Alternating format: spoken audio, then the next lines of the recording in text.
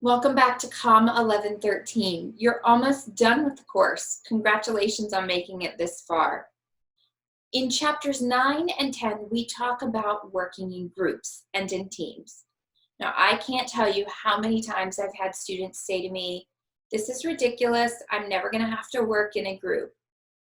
Well, unfortunately, I'm here to break the news to you that no matter where you go in life, unless you decide to live alone on Antarctica, you're going to have to work and live in groups and teams.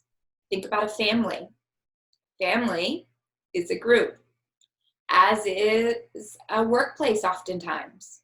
You also might find that you have to work in groups if you play a sport, if you live in any type of communal living, perhaps a dorm, maybe you're in a sorority or a fraternity.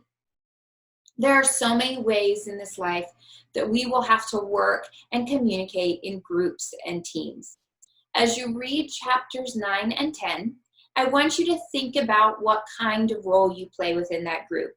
I've given you the Benet and Sheets article, Group Roles for Group Effectiveness, that I would like you to read as a supplemental item to this section. How do you fit into the groups that you are part of? Are you the leader? If so, what kind of a leader are you? These chapters lay that out for you.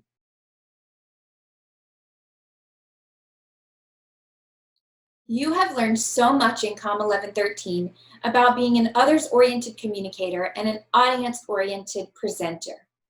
Now, I'm asking you to put it to the test in a way that you have not yet done so before.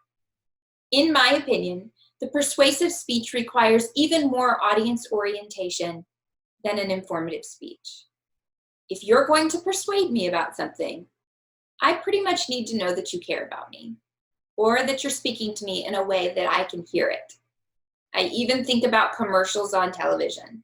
Now, not every commercial is going to hit every person in a way that persuades them, but think about the most successful commercial you've ever seen and ask yourself, why were you persuaded?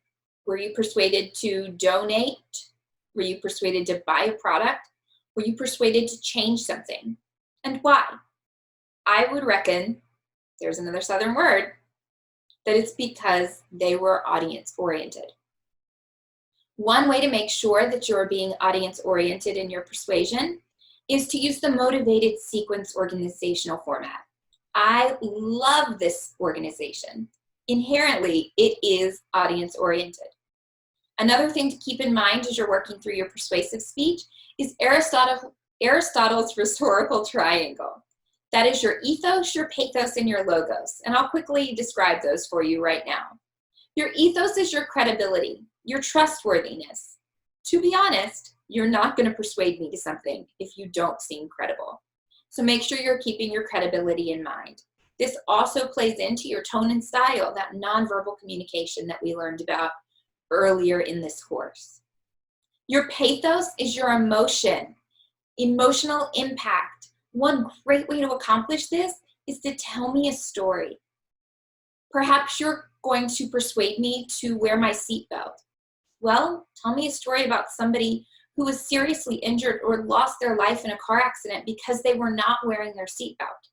That will persuade me. And lastly, we have your logos or your logic. This is your reasoning and argumentation. You'll support this with facts, figures, case studies. You must have your sources.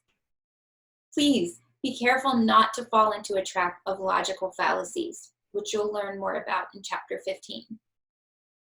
I know that you have so much inside of you that you are passionate about. There are so many things that if you sat down to persuade me about, you probably could. But as you pick your persuasive speech topic, think about timeliness. Think about your audience. Be audience-oriented in the topic that you choose. Make sure that you won't fall into logical fallacies.